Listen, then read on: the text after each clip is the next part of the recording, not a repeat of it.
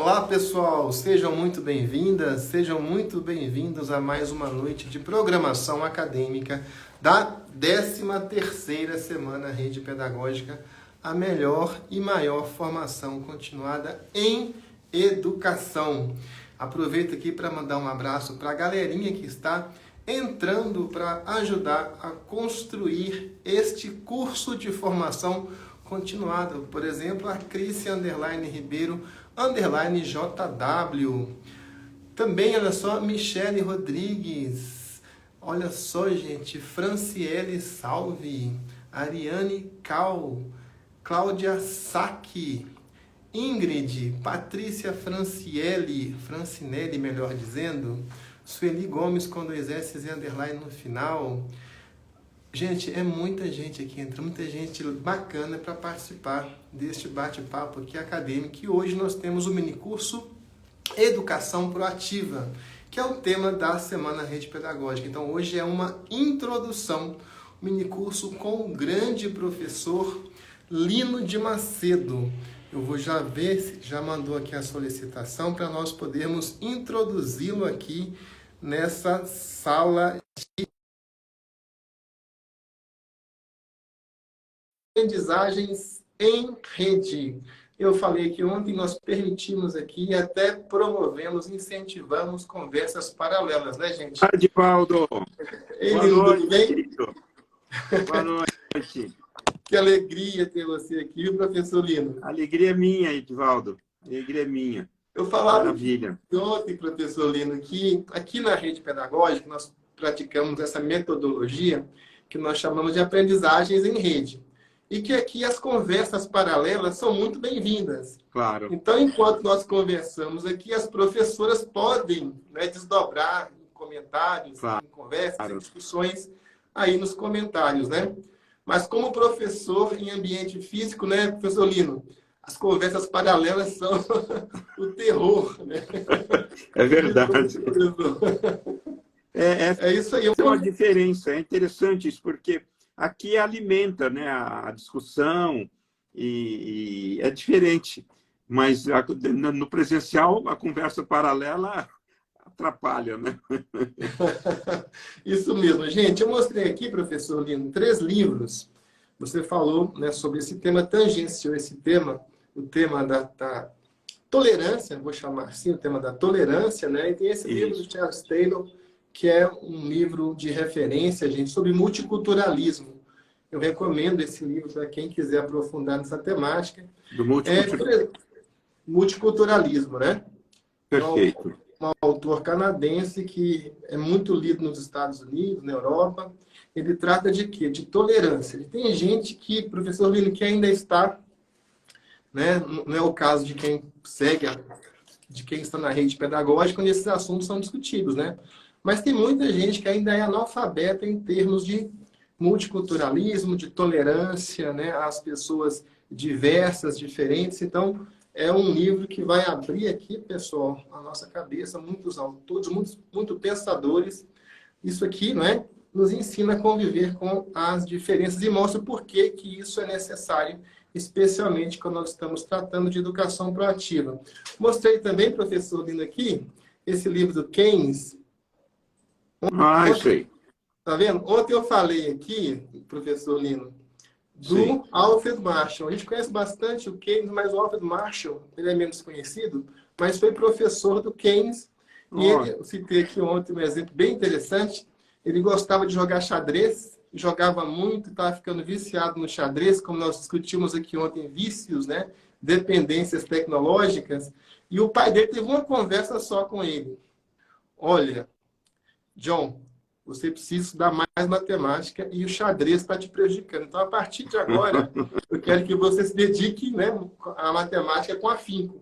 Ele deixou o xadrez de lado, estudou, aprofundou na matemática e veio a ser um dos maiores economistas do século XX. Outro dia, até um colega meu, professor Lino, que é juiz, ele perguntou, está falando sobre cigarro e tal, né? Eu nunca fumei, né? Ele falou, eu já fumei uma vez, eu fumei quando eu tinha 16, 17 anos, mas aí o meu pai me chamou para uma conversa. E depois dessa conversa, eu nunca mais fumei. Então, Aconteceu o que aconteceu com o John Maynard Keynes, É, né? Já com o Albert Marshall, que é uma conversa com o pai resolve. Mas é. já quero começar já te perguntando isso, professor Lino. Você que é um dos nossos maiores referenciais em psicologia. Por que que, às vezes, a conversa de um pai com um filho, né, ou de uma mãe com uma filha ou com um filho, de um professor com um aluno, surte efeito e, em outros casos, não surte efeito? Você tem que falar uma vez, duas e ficar insistindo. Eu acho que precisamos tratar disso aqui nesse campo da É educação proativa. muito, muito legal a sua pergunta, Edivaldo, sua questão, porque, de fato, eu acho que depende muito do tom, né? Do tom em que essa conversa estabelece. Porque, assim, veja, uma conversa impositiva, autoritária, que subordina a pessoa a um pensamento único, pode ser bom, né? Porque o que a gente tem que pensar é qual é a mentalidade da criança e do jovem de hoje, né? Se ele não aceita mais uma coisa autocrática, porque é o seguinte, democracia, né? A ideia de democracia é a ideia de que as regras que organizam, as regras que disciplinam a vida da sociedade são discutidas, são votadas, são argumentadas, etc. Um pai que, sobretudo com um adolescente, e mesmo com a criança menor, né? Porque é a tua história.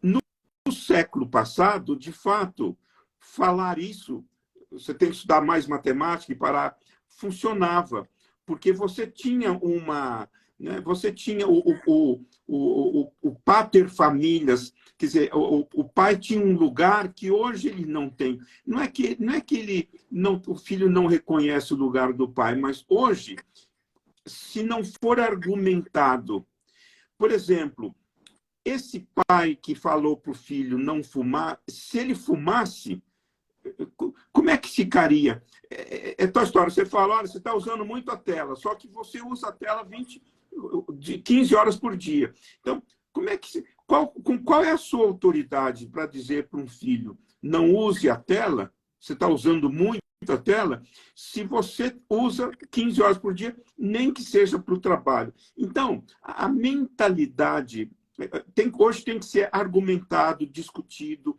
validado por exemplo.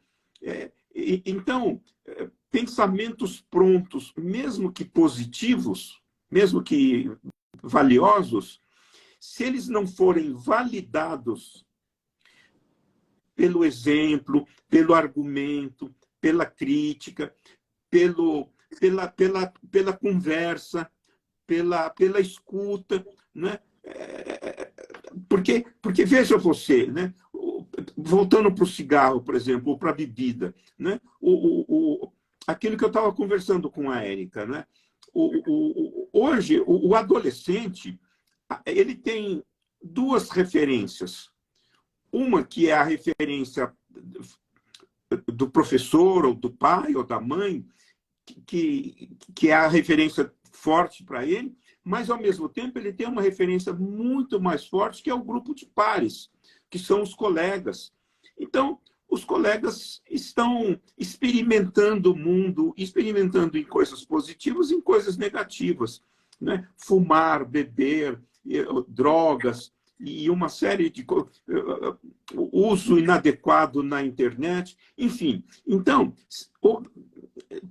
para terminar a conversa, né? Quer dizer, o pai do século passado não é o pai, não pode ser o pai do século XXI. O pai proativo, ele argumenta, ele discute, ele mostra que observou, que está vendo, ele dá uma chance, duas chances, três chances, ele sabe que ele é um exemplo e que se ele fala uma coisa e faz outra, isso tem um efeito. A criança observa, a criança critica, a criança fala para ele, olha, pai, você fala isso, mas você faz o contrário. Como é que fica? Então, é um pai que tem o lugar de pai, é uma mãe que tem o lugar de mãe, é um professor que tem a autoridade do professor, mas nas características do século XXI. Então, é outro jeito de interagir, né? É outro jeito de você dizer, olha, eu estou vendo, acho que isso não faz bem para você, olha, as evidências científicas são essas, etc. Mas você argumenta, você dialoga, você põe na roda a conversa, você mostra que você entende a necessidade dele de experimentar, de explorar as coisas, mas você não impõe naquele sentido que no século passado se pensava que era a melhor, se não a única forma de educar, né, os filhos. Né? Então, na verdade, é outro modo de pensar a educação. Não se trata de ser permissivo, de ser indiferente, não. É de ser. Até existe um termo em português, em inglês eles falam autoritativo, que não é autoritativo ou democrático, se você quiser. Então, é aquele pai que tem autoridade, mas ele põe na roda. Né? Hoje tem o que ele chama de estilos parentais. Os estilos parentais é assim, você tem o pai, quando eu falo pai, pode ser a mãe também, mas a referência, ela pode ser negligente, não está nem aí, pode ser permissiva, então negligente, indiferente, permissiva, autoritária, nesse sentido de impositiva, e autoritativo. Esse termo não existe em português, autoritativo, mas é aquela pessoa que não é nem permissiva, nem indiferente, nem autoritária nesse sentido antigo do termo, impositiva, mas que dialoga, aquilo que eu falei, dialoga, conversa, argumenta, dá chances, busca aperfeiçoamento, ouve a perspectiva da pessoa, mesmo que não concorde com ela, ou seja, ela tem um raciocínio, digamos, democrático de tomada de decisão e de enfrentamento dos problemas. É uma autoridade proativa, então, professor. Isto, falou tudo. A autoridade proativa, exatamente. Então, porque, por exemplo, muitas vezes tem pais cujos filhos já são grandes, têm aí 12, 14, 15 anos, eles ainda precisam de um pai com autoridade proativa. Aliás, sempre nós precisaremos de um pai com autoridade proativa, né? Porque o pai a família é uma grande referência para nós, a escola, né? Nós temos, na nossa cultura, nós temos duas grandes instituições. Algumas pessoas têm a felicidade de terem também a religião como uma outra referência. Que é a escola e a família, né? Os amigos são uma grande referência. Muitas pessoas têm a religião também como uma referência proativa, né? É isso mesmo.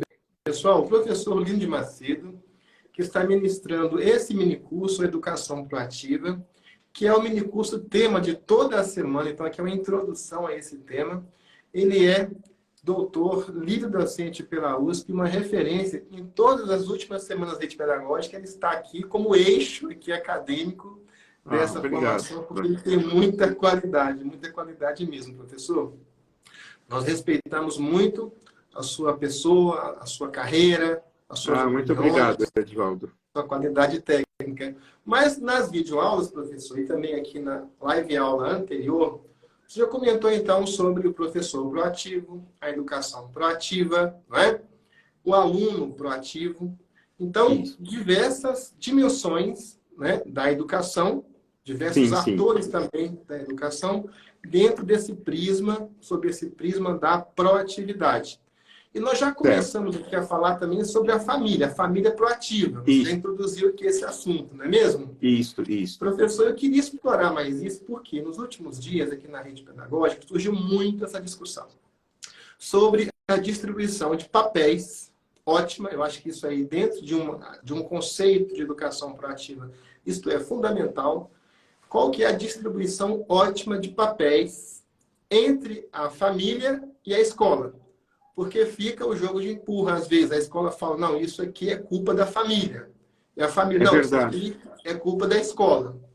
Qual que é a sua experiência, qual que é a sua visão sobre Então, isso, professor? é uma ótima questão. Eu diria o seguinte, porque de fato, né, Edivaldo, no século passado,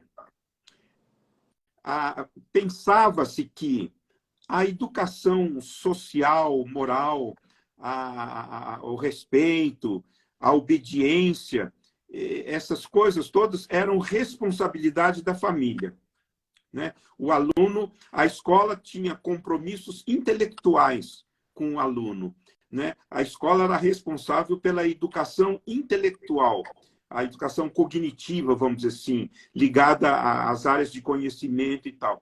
A parte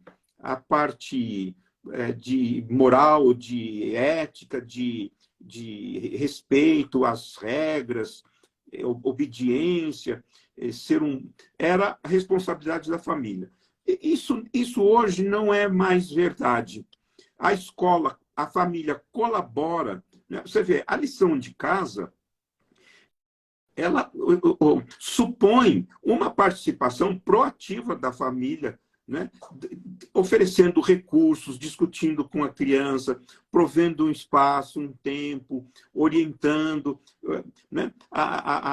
O gestor escolar convida os pais para discutirem temas ligados à criança e etc. Então, o contexto da pandemia mostrou como nunca, né, o lugar da família nas coisas da escola. E, por outro lado, mostrou a falta que faz, né, uma escola presente, né, na vida da criança. Você vê, hoje as crianças vão para a escola, algumas vão na escola com menos de 1 ano. Então, porque antes, eu, por exemplo, no meu tempo, não existia educação infantil na minha cidade. Eu entrei na escola com 7 anos. Até os 7 anos, eu só vivia em casa e cheguei lá com a expectativa, naquela época, de que eu teria qualidades comportamentais, de convivência, de respeito e tal. Hoje isso não é mais verdade, né? Na verdade, o que você tem hoje é uma colaboração, é uma reciprocidade nos dois aspectos, né? Tanto no aspecto de comportamento, de convivência, de sociabilidade, né? As competências socioemocionais são dos dois lados. Então, eu acho que essa coisa de a família, na verdade, né, eu gosto da ideia da gente pensar as coisas numa perspectiva de interação, de transação. A culpa não é da criança, não é da escola, não é da família, não é do pai ou da mãe isoladamente. Quando você tem uma visão de sistema, todas essas coisas estão entrelaçadas, enredadas, né? Elas interagem, né? O problema não é da criança só, não é só do pai, não é só da mãe. O problema ou não é de ninguém ou é de todos. Por isso que, né, é importante hoje você pensar que a família e a escola se solidarizam em favor da educação da criança. É claro, essa criança na escola ela é aluno, em casa ela é filho. Não importa, né? Então, eu acho que chamar a escola, chamar a família, ou a família chamar a escola em favor do melhor para a criança, eu acho que é uma atitude proativa. E não você... Porque os papéis... Veja, os papéis são equivalentes... Perdão. Os papéis são equivalentes. Por exemplo, o respeito, ele é uma qualidade em casa, na rua, na escola, na loja, no bar, em qualquer lugar, né? A educação. Então, É claro que, por exemplo, né, a criança tem muitas escolas que você sabe que ela funciona como se fosse em casa. A criança colabora, ela guarda os pratos, ela distribui os pratos, ela participa dos trabalhos que são da escola por exemplo, a alimentação é um trabalho da escola. Então, não é que os papéis estão confundidos, porque uma coisa é eu fazer a mesma coisa na condição de pai, na condição de mãe, na condição de avô, ou na condição de professor ou professora. Mas os papéis, né? Porque senão a gente entra numa espécie de armário onde as coisas estão classificadas. Isso é função desse. Não.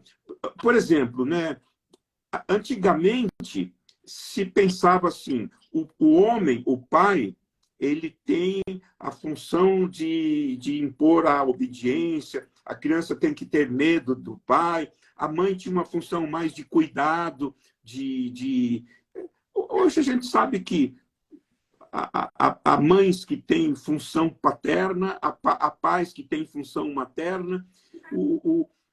Então, sinceramente, eu não acho que essa expectativa, a falta é da família ou a falta é da escola. Na verdade, a gente está... O problema é nosso, inclusive da criança, né? Inclusive da criança, porque senão a gente vai sempre apelar para vai culpabilizar ou vai contar com uma ajuda externa. E eu, quer dizer, qual é a minha parte nessa questão? O que eu posso fazer em favor disso? Né? Como assim? Veja, o professor, ele é um gestor da classe, ele é responsável pelo que acontece na classe. Então, não é que ele é culpado de tudo que acontece, mas tudo que acontece na sala de aula tem a ver com o professor. E o professor pode buscar ajuda, conversar com as outras pessoas, convocar a escola, outros colegas, a comunidade, etc. Mas a responsabilidade é dele. Ele é o gestor da classe. Ele é o condutor, ele é o problematizador e o buscador de melhores soluções para o problema que está acontecendo. Inclusive, botar a criança na roda. Muito bem. Pessoal, aqui nós estamos com o professor Lino de Macedo. Já falei aqui, quero até repetir. As conversas paralelas são muito bem-vindas. Os seus comentários, os comentários que vocês estão postando, estão aqui orientando a nossa conversa, o nosso bate-papo, isso que é educação em rede, os comentários, né? Muitos feedbacks aqui. Eu até quero propor também o seguinte, pessoal. Você coloque aí uma palavra que você acha que precisa constar dentro, uma palavra ou um atributo, dentro do que seja educação proativa. Para você, educação proativa é o quê? A educação proativa pressupõe o quê? Professor Lino, gostei muito da sua explicação, né, de colocar a ideia da solidariedade como, né, um critério da educação proativa. Solidariedade é o seguinte, pessoal, suponha que eu e o professor Lino temos uma dívida em comum, uma dívida solidária, uma responsabilidade, uma obrigação solidária. O nosso credor pode cobrar de um, de outro ou dos dois. Basicamente seria isso. Então, um acaba, né? Lógico que eu não posso fazer nenhuma relação de solidariedade com alguém em quem eu não confio. Então, a ideia é o seguinte, um vai socorrer o outro. Um vai atuar para concorrer, né, para realizar um propósito comum. Perfeito. Então, a família e a escola têm um propósito comum. De quê? Educar a criança. E uma coisa muito interessante, professor, não sei se tem a ver com isso, mas lendo textos antigos, né, sobre a formação dos Estados Unidos, o que eu observei? Tem um autor, por exemplo, chamado Alexis de Tocqueville, que era francês, século XIX, começo do século XIX, ele foi para os Estados Unidos e observou como é que estava se produzindo a democracia nos Estados Unidos. O que ele observou? Que os americanos eram proativos. Ele não usou essa palavra, mas foi o que ele disse. Por quê? eles não esperavam as soluções virem do Estado. Por exemplo, tinha um buraco na rua.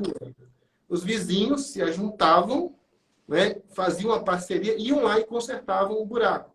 Chama isso de township, para vir uma solidariedade entre os vizinhos. Uma aproximação, uma relação de parceria. Maravilha. Então, muito interessante, viu, professor? E esse espírito, né, de proatividade, acabou que isso é uma coisa normal, né? De onde que vêm os servidores públicos? Das famílias, né? Sim. Então, dentro das instituições, das agências públicas, você tinha o americano também proativo. Então, você tem um Estado proativo e tem uma população também proativa. Perfeito. Né? Então, uma comunidade proativa. Comunidade, essa é a palavra, professor. Comunidade. Então, eu gostaria de perguntar isso, né? Como é que a gente forma essa comunidade entre família e escola? Isso, exatamente. No fundo, porque essa é outra ideia de sistema, né? Eu gosto muito dessa ideia de sistema que pensa esses três elementos. Um elemento é irredutível ao outro. Ou seja, pai é pai, filho é filho, aluno é aluno, professor é professor. Irredutível é aquilo que é indivisível, que por exemplo, eu não posso morrer pelo outro, não posso respirar pelo outro, não posso ser no lugar do outro, porque a relação é de irredutibilidade nesse aspecto, né? Um pai não pode morrer no lugar do filho, por mais que ele quisesse, porque é isso por impossível. Ele pode morrer junto, mas morrer no lugar não pode. Não pode aprender no lugar. O professor não aprende no lugar do aluno, ele aprende com o aluno, aprende, né? Então, o irredutível. Por outro lado, nós somos complementares, nós somos parte de um todo, nós temos uma relação de complementaridade. Por outro lado, e ao mesmo tempo, o irredutível complementar resulta no indissociável. Por isso que eu falo, quando a gente começa a dissociar muito, e isso é função do pai, isso é função da mãe, isso é função de não sei o quê, isso é culpa dele, isso é culpa do outro, a gente tem um modo de pensar que não é sistêmico. E o modo de pensar sistêmico, ele é proativo. Ele é proativo porque ele vê justamente, ele tem um espírito de comunidade, né? Por exemplo, você usou o termo tolerância. Nós temos pensado, eu diria, a problemática, infelizmente, tão atual da violência na escola, violência na sociedade. Muitas vezes a gente pensa alternativas intolerantes. Então, aí a violência combina com intolerância. Agora, pensar a violência de uma forma tolerante não significa você ser permissivo ou indiferente, ou enfim, não está acontecendo, ou fingir que está tudo bem. Não. Tolerante significa que você olha, você observa, você antecipa problemas, porque certos problemas começam pequenininho e se tornam grandes, mas a gente não conseguiu vê-los quando eles eram pequenininhos, né? É outra história. A gente não viu o gato subindo no telhado, né? E o gato estava subindo no telhado.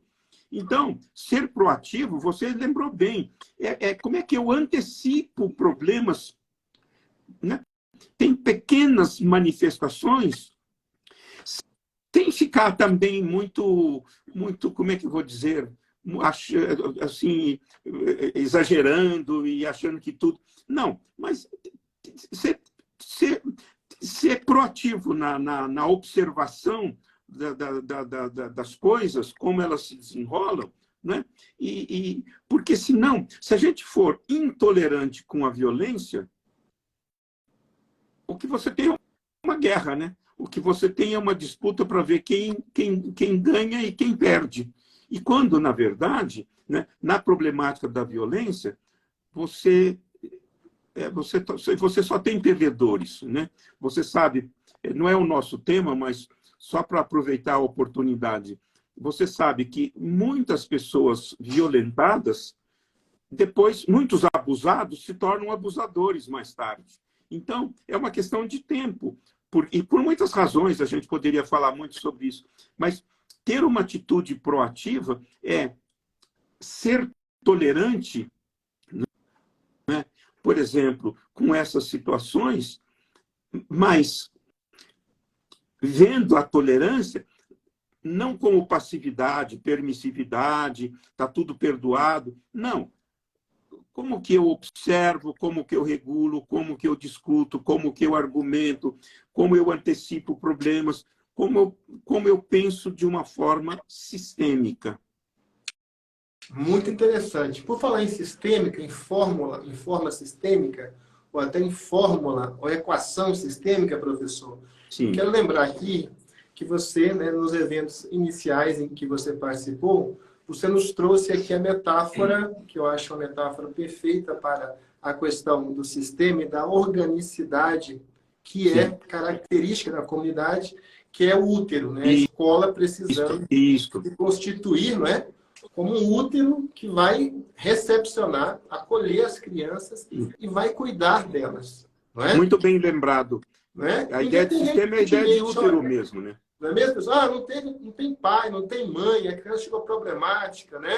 A criança chegou na escola despreparada. Em vez de buscar, né, os culpados do que aconteceu, nós vamos acolher e vamos cuidar dessa criança. Não é isso, professor? Exatamente.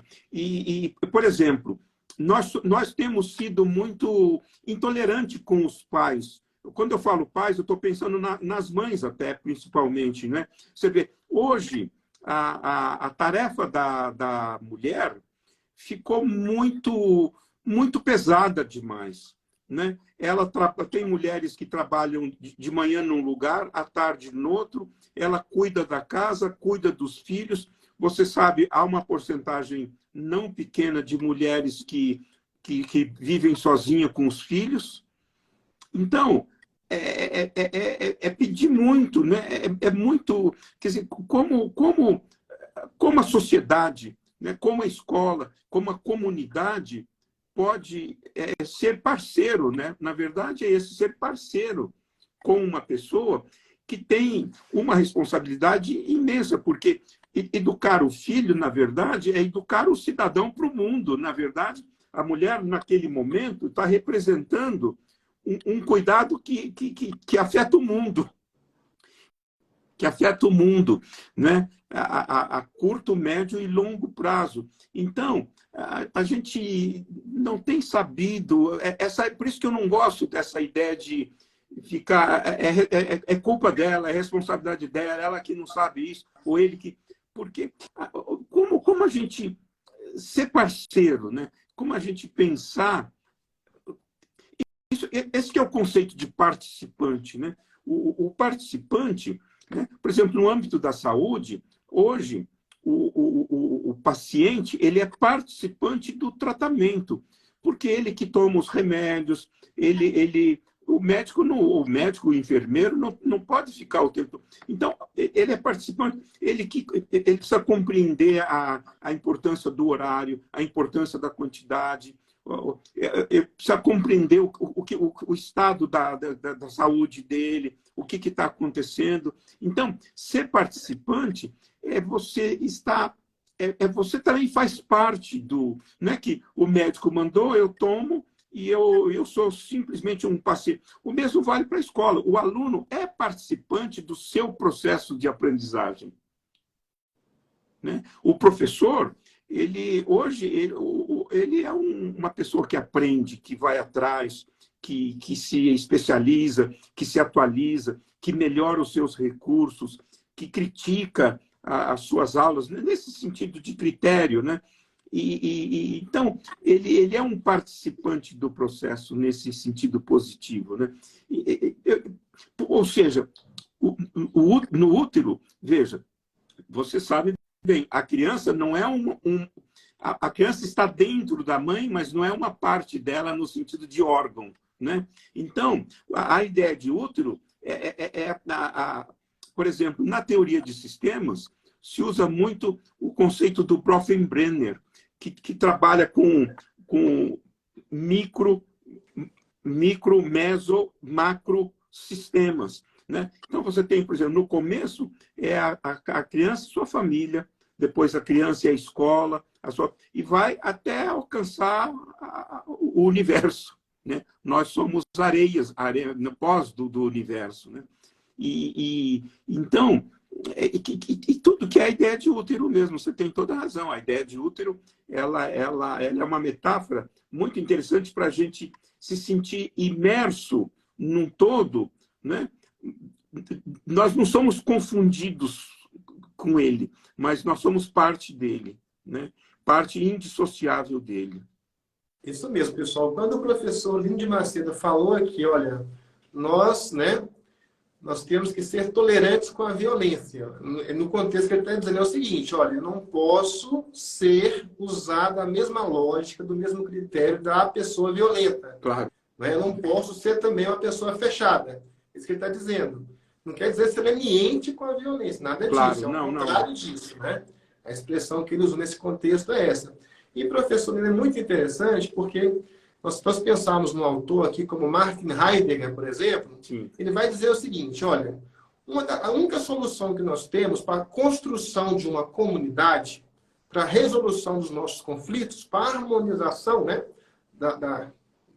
vamos pensar aqui no contexto da escola, né, entre famílias, professores, né, diretores, coordenadores, até o pessoal da limpeza. Eu não sei você, professor, mas eu crio relações muito especiais. Eu também. Nossa. Eu aprendo demais, viu, com as pessoas que cuidam da limpeza, da manutenção da escola. Até outro dia, professor, eu fui, né, levar uma criança para uma repartição pública, né? É uma escola especial pública, né? Aí me perguntaram, você pode afixar esse quadro aqui para a gente? Aqui não tem ninguém. Olha só que interessante, viu?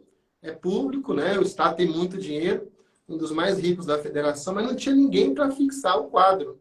Não tem servidor. Olha. Então, pode afixar aqui. Eu fui lá e afixei o quadro. Né? Um trabalho completamente manual, mas foi uma lição para mim, sabe? Claro. Uma lição, né? De estar ali no lugar de uma pessoa que faz aquele trabalho. Então, a pessoa que faz a faxina, a pessoa que faz a limpeza, o jardineiro, né? São pessoas. São funcionários da escola e você já pensou, por exemplo, às vezes um funcionário desse tem acesso à intimidade do aluno que um professor não tem na sala de aula. E ele pode ter uma função educacional tão importante quanto a do professor. Eu não estou comparando, mas porque como ele circula pela escola, ele vê coisas, ele escuta coisas, ele tem acesso a informações que muitas vezes nem o diretor, nem o professor tem no contexto da sala de aula. E é uma pessoa, né? Eu acho isso muito, muito bonito, a gente, né? Todo o trabalho é digno, né? Toda a função é digna, sabe? Isso é proativo, sabe? Isso é proativo. Isso é uma atitude proativa. Você não vê a coisa nesse sentido hierárquico, um é superior, o outro é inferior. Não, nós... Edivaldo, você quer coisa mais nobre e mais importante para o mundo hoje do que é o lixo ou o saneamento básico? Pois é. Né? Pensando no lugar que isso tem na qualidade das coisas do mundo, né? É muito importante. Também quero citar aqui, professor, as merendeiras. Né? As merendeiras também são, né, claro, pessoas maravilhosas. Não só porque servem a merenda, né, gente? Mas, professor Lino, é muito interessante isso que você está dizendo, né? Porque passaram e perguntaram aqui, uma pergunta, né, que em muitos contextos vira uma casca de banana, mas não aqui para ti na rede pedagógica. Perguntaram, o que dizer das ideologias de Paulo Freire? E até na linha da nossa conversa aqui, né? Eu vou até te fazer uma pergunta, mas vou colocar o que eu acho assim, de princípio, as preliminares, né? Nós estamos aqui falando de tolerância, de diálogo, né? O que eu faço, professor, o que nós temos feito aqui na rede pedagógica, né, a equipe toda, é colocar os autores para conversar, para dialogar uns com os outros. Ótimo. Nós não temos na rede pedagógica essa ideia de endeusar autores. né? Perfeito. Sejam eles de uma linha, de uma corrente, de outra corrente, nós não temos. A nossa perspectiva é mais pragmática. O que você acha, professor? Eu acho isso muito bom. Sabe por quê? Eu vejo, olha, sobretudo, aí, eu não sei se você concorda comigo, mas é assim, né? Uma coisa que a gente precisa ter em conta é que a ciência ela é um recorte particular de um conhecimento, seja do ponto de vista de objetivo, seja do ponto de vista de metodologia, e seja do ponto de vista teórico explicativo, né? Então, quem pensa o geral, quem reflete sobre o geral, é a filosofia, é a religião, são as artes. Então, as religiões, as artes, as filosofias têm como objeto de reflexão o geral. A ciência, ela é particular. O particular é o seguinte, ela é um recorte complexo, ela é um recorte de uma realidade complexa. O que eu quero dizer com isso? Por exemplo, Piaget, né? O Piaget, ele pensou a epistemologia na perspectiva da ciência, sobretudo da física e da matemática, e na perspectiva da criança. Ou seja, como questões de matemática eram pensadas, observadas, vividas e respondidas pelas crianças. Então, esse é o recorte dele. Então, ele tinha um método de pesquisa, ele tinha toda uma teorização, né? A gente discutia muito, por exemplo, ele discutia com respeito, duramente como um professor universitário, mas com respeito. Ele não tinha uma visão inatista do conhecimento. Ele não tinha uma visão empirista do conhecimento. Ele tinha uma visão construtivista. E ele, o tempo todo, dialogava com essas duas visões opostas. E dialogava nesse sentido. Quer dizer, vocês têm uma... Porque, então, eu gosto dessa ideia. E isso vale, né? Veja, a gente fala tanto em diversidade, em respeito à diversidade, mas no âmbito, às vezes, político e, às vezes, no âmbito teórico, não. Se você não fechar com o autor X ou Y, você está errado. Esquecidos de que o autor ele tem outra história, ele tem outro recorte, os temas são outros, ele pega... É aquela velha história, né?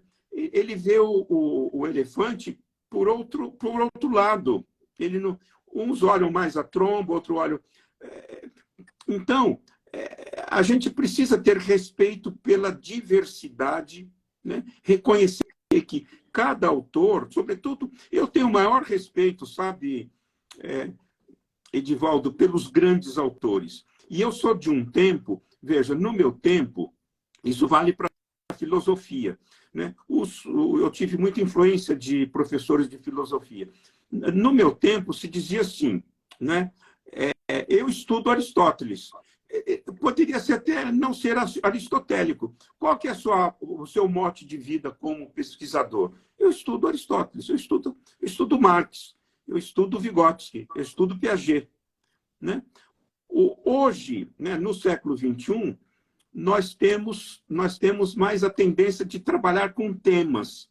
E os temas pedem diferentes abordagens, né? Por exemplo, a violência é um tema. Como é que você vê a violência na perspectiva X, na perspectiva Y, na perspectiva jurídica, na perspectiva sociológica, na perspectiva psicológica? Na perspectiva psicológica, você tem vários recortes teóricos que você pode ver o mesmo problema. Na perspectiva pedagógica, na perspectiva da família, enfim. Então, quando você está numa abordagem temática, que é o caso da rede pedagógica, ela tem uma abordagem temática. Por exemplo, o nosso tema é proatividade, é uma visão proativa da educação no mundo de hoje. Então, esse tema, ele pode ser pensado, não, deve ser pensado de diferentes modos, em diferentes perspectivas, porque todas elas iluminam um lado da coisa, né? Porque, de novo, a gente sair do tá certo, tá errado, o meu autor é melhor do que o seu.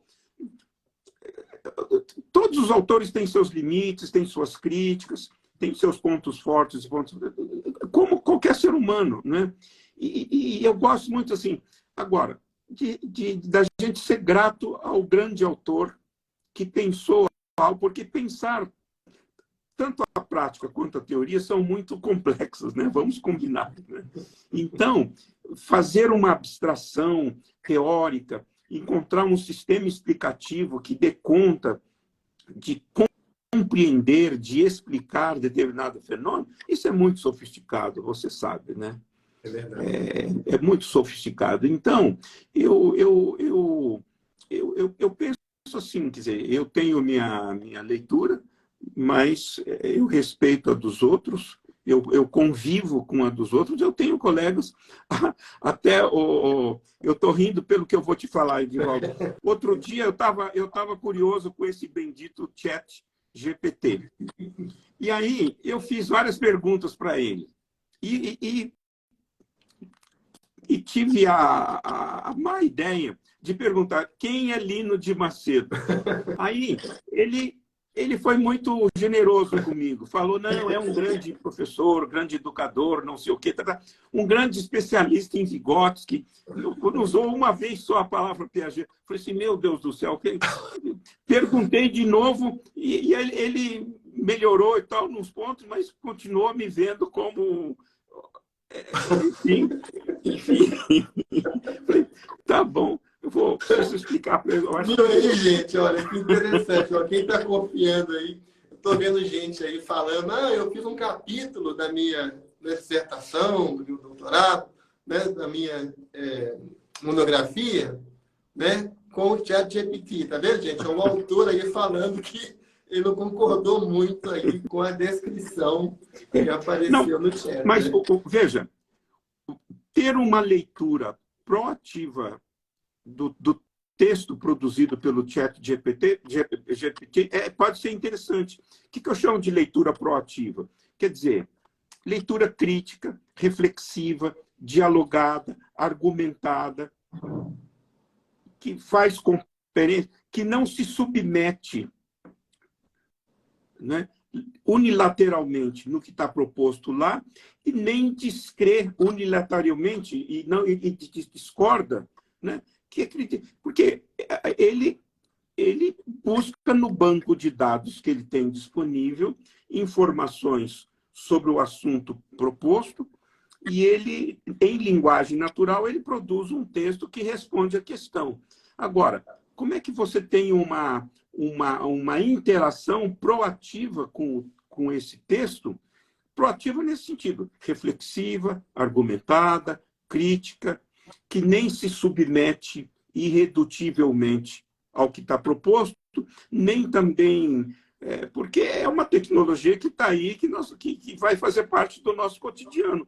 Nós temos que aprender a interagir com ela de uma forma proativa. Nossa, que legal, gente. Nós estamos aqui aprendendo a pensar com o professor Lino de Macedo. Aqui na Rede Pedagógica, nós temos uma visão, gente, bem positiva da tecnologia.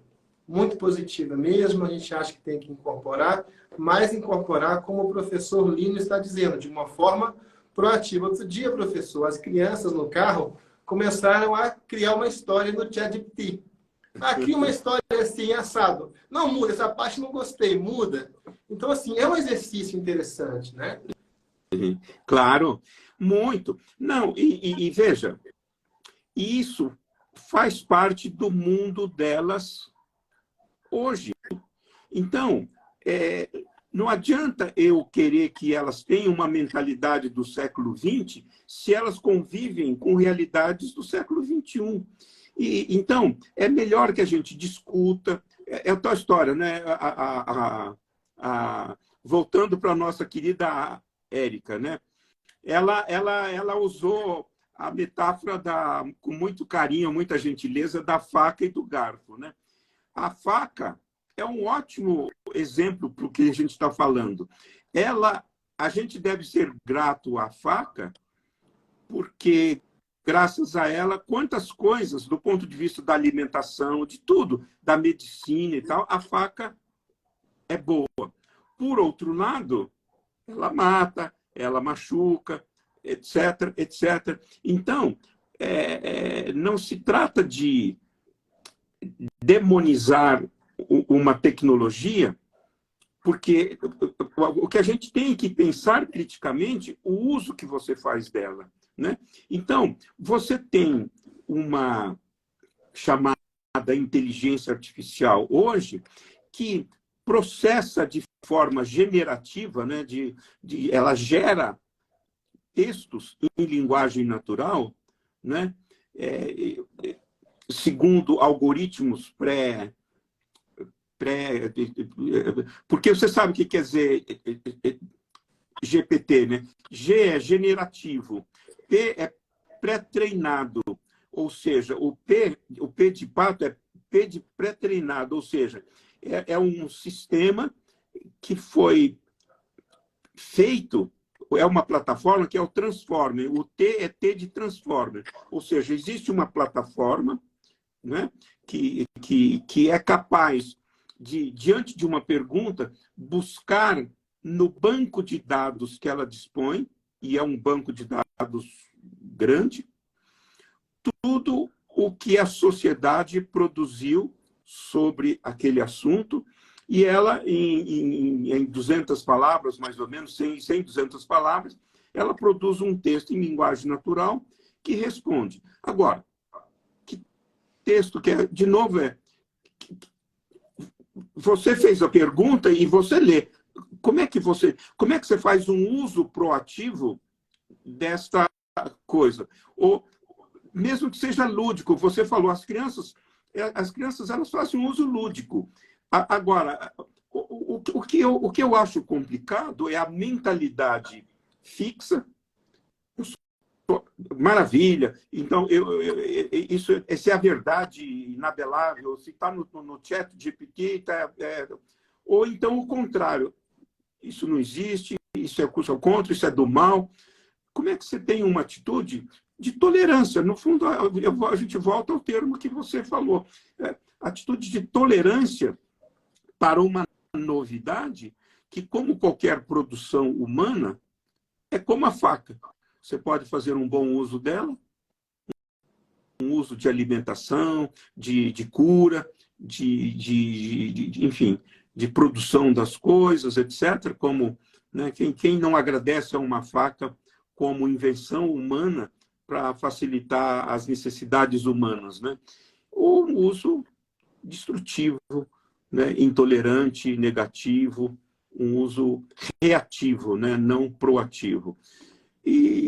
Ou seja, nesse sentido, nós continuamos, as questões são as mesmas, os conteúdos, os temas mudaram, mas a problemática é a mesma, né? É a mesma eterna do ser humano, né? É interessante, não sei se todo mundo aqui sabe, mas chat, né? Chat quer dizer bate-papo. Isso. É o diálogo, né? É o diálogo. Exatamente é conversa. isso que o professor falou. Outro dia, professor, tinha uma pessoa presa, repercussão nacional, né? Confusão, dois grupos antagônicos debatendo, discutindo, brigando. Aí eu falei com o advogado dessa pessoa que estava presa, mas por que vocês não dialogam? A resposta, não tem conversa entre a gente. Não tem conversa. Então, assim, isso que é a tal da intolerância. Agora, nós não podemos ser ingênuos, pessoal, porque tem gente que ganha com essa estratégia, né? É engraçado isso. Por isso que todos os autores ajudam muito. Lógico que as pessoas partem de um Karl Marx, por exemplo, e fazem coisas, né, absurdas, e tem conclusões absurdas. Mas, né, o Marx fala o quê? Eu te ensino o quê numa situação dessa? Olha, como que essa pessoa está ganhando a vida? Não, eu ganho a minha vida criando confusão, espalhando fake news, né? Criando dissensão. Isso também dá dinheiro, né? Então, é uma questão bem complicada, né, professor? Sim. Pessoal, estamos chegando aqui ao final dessa live. Vou deixar o professor, né, ver se ele tem alguma ideia, vamos dizer assim, nascendo na cabeça que ele queira colocar. Eu não quero de forma alguma abortar nenhuma ideia do professor. Mas já quero dizer para vocês que ele vai voltar aqui na quinta-feira. Nós temos dois temas aqui ainda muito importantes para trabalhar, que é a questão da disciplina né? É verdade. Disciplina, muito importante esse tema, né? Educação positiva e a questão da mentalidade. Nós vamos tratar disso aqui na quinta-feira, mas eu quero deixar o professor à vontade, porque talvez tinha alguma ideia brotando na cabeça dele Não, da forma como eu entendi. não, eu só gostaria de agradecer, Edivaldo, mais uma vez a oportunidade aí de você me dar de participar aí do seu time e agradecer por essa oportunidade de pensar esse tema, né? E através dele revisitar uma forma, né, que a gente acredita, né, construtiva, né, ou proativa de ver a vida e ver a relação com as pessoas, ver a nossa posição no trabalho, nas relações humanas, na vida pessoal. E eu acho que, né, o professor, a professora, se a gente tem chance de refletir um pouco sobre valores né, da nossa vida, do nosso trabalho, atitudes que podem estar presentes nas diferentes coisas do nosso cotidiano, os pais, né, no modo como se relacionam com os filhos, consigo mesmo, né, com o trabalho, com os temas tão variados e, às vezes, tão paradoxais que a gente vive. Eu acho bacana isso, a gente poder conversar, né? Na verdade, a gente está aqui num contexto de reflexão. Eu não consigo fazer nada mais do que isso. Eu queria agradecer, então, boa noite para vocês e nos vemos na quinta, então, né, Edivaldo? Isso. E, professor, antes de você partir, né? Infelizmente, ninguém aqui queria deixar você embora. Vamos só fazer uma foto aqui para a posteridade. Claro, com muito prazer.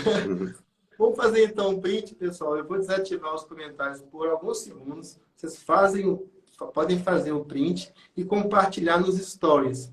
Você gostou dessa live? Gostou desse debate? Gostou das participações? Deixe seu comentário, mas também publiquem nos seus stories, compartilhem e marquem o professor Lino de Macedo, que é @Lino de Macedo, né? E também marquem a rede pedagógica, tá? Marquem, compartilhem. Se é bom, compartilhe. Ah, não gostei, então não compartilha, não. Quem gostou, compartilha. Eu vou desativar aqui os comentários por um pouquinho, por alguns segundos, e vocês podem, então, fazer o print e depois compartilhar. Muito bem, professor. Muito obrigado. Até na quinta-feira. Falou, um abraço, Edivaldo. Até mais. Até mais. Obrigado. Tchau, tchau. Pessoal, a Ritinha Carvalho, né? Ritinha, mandou comentário aí dizendo, deixa o like e tal. É legal, viu? Deixa o like, deixa o comentário, faça a sua reação, tá? Nós estabelecemos também fóruns. Essas lives, além de ficarem salvas no Facebook e no nosso Instagram também, elas ficam salvas também no YouTube. Você pode ir lá fazer comentários, fazer perguntas, a gente encaminha as perguntas para o professor, ou os próprios colegas podem vir também né? Podem vir também e responder, tá, pessoal? Isso faz parte da educação em rede. Nós montamos fóruns de discussões em torno dos temas que são discutidos aqui nessas lives, aulas interativas. Olha, e eu vi tanto comentário aqui interessante, gente. Nós estamos aqui com um problema. Eu vi uma pergunta longa, maravilhosa, eu queria fazer, mas o que está acontecendo no Instagram? Se a gente toca na tela para ver a mensagem toda, aí dá um bug aqui e os comandos somem. Então, assim, as perguntas mais curtas, vocês podem colocar em comentário, mas quando forem perguntas mais longas, clique na interrogação que fica aqui do lado, olha, e escreva a pergunta toda para a gente fazer. Eu tentei, ao máximo, aqui incorporar aqui as perguntas nesse bate-papo com o professor, mas não deixe de fazer a sua reação, deixar o seu comentário, né, nessa live que vai ficar salva no Instagram, no Facebook e no YouTube. Pessoal, eu falei dos 2 livros que eu mostrei aqui no começo, não falei desse terceiro livro aqui. Olha que livro antigo, gente, uma raridade. Um livro que... Eu até importei esse livro, olha. Um livro muito interessante, é o título, The Passing of Traditional Society. Nós vamos fotografar esses 3 livros que eu mostrei. Eu vi pessoas perguntando o autor, o título, e vamos colocar na plataforma. Vi também muitas perguntas sobre que plataforma. Tem como se inscrever? Tem sim, gente. É só ir em www.rpead.com.br. E daqui a pouco tem uma live com a Érica Radespiel, vai explicar, tirar dúvidas aqui ao vivo. E essa live da Érica também, para quem já vai dormir, fica salva aqui no Instagram e fica também salva na plataforma no YouTube para você acessar depois. Então aqui, ó, The Passing of Traditional Society, um livro bem interessante, Daniel Lerner. Esse livro aqui eu acho muito interessante, pessoal, porque ele fala da empatia. Ele tem um conceito de empatia aqui muito interessante. Falando de tolerância, né? Tolerância, quem tem tolerância? A pessoa que tem empatia. Quem é intolerante, gente? Quem é intolerante é a pessoa que não tem empatia. Dá para fazer essa correlação. E o Daniel Lerner, né, esse autor, né, ele traz aqui o termo empatia com outro sentido. É um livro esgotado, né, um livro bem rápido, esse livro aqui. Ele vai falar da empatia como a capacidade de valorizar as outras culturas, né? Você está aqui no Brasil, você olha para a Índia e fala, nossa, que país maravilhoso, que riquezas. Eu quero conhecer mais a Índia. Você está morando num bairro muito nobre, você olha para baixo e vê uma comunidade, pessoas humildes. Nossa, que riqueza de realidade. Eu quero conhecer como que essas pessoas vivem. Eu quero conhecer as riquezas culturais dessas pessoas que moram na favela. Esse tipo de sentimento também é empatia, gente. Muito interessante, viu? Às vezes falta isso, né? Nós temos hoje discussões terríveis sobre racismo em campo de futebol, jogo de futebol, né? É falta de empatia nesse sentido.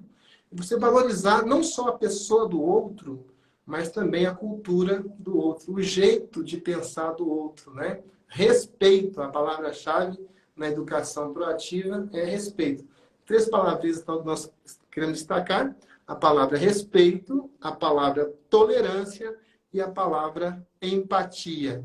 Já estamos aqui encerrando. Amanhã nós temos aqui uma live interessantíssima com um conceito super novo, vanguarda, que é, olha só, cyberpsicopedagogia, né? Nós já temos algumas ocorrências de cyberpsicologia, mas cyberpsicopedagogia é um tema que nós estamos explorando e estamos bem orientados nessa pesquisa com a professora doutora em educação e mestre em psicologia, uma pessoa com uma formação muito forte, muito sólida, que é a professora Simone Lavorato. Vai estar aqui conosco amanhã, né, nesta quarta-feira, dia 24 de maio, às 19 horas, você não pode perder. Tá? Então amanhã tem Simone Lavorato, daqui a pouquinho tem Érica. Lembrando, pessoal, que todos os dias nós estamos postando aqui, né, fotos com, né, um selo de sorteio, posts de sorteios, posts oficiais.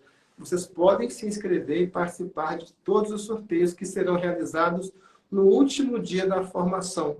É uma forma de a gente premiar vocês que estão participando com esse interesse de fazer melhor o que vocês já fazem muito bem, que é praticar a docência. Tá? Então, nós estamos sorteando vários kits de rede pedagógica com camisa, livro do professor Celso Antunes, que é outra grande referência aqui na rede pedagógica, e CD do Trem da Alegria. Vamos sortear vários no último dia do evento, que é dia 28 de maio. Não perca. Para participar dos sorteios, localize os posts oficiais aqui no Instagram, Rede Pedagógica, ou acesse www.redepedagógica.com.br/sorteios. Tá joia?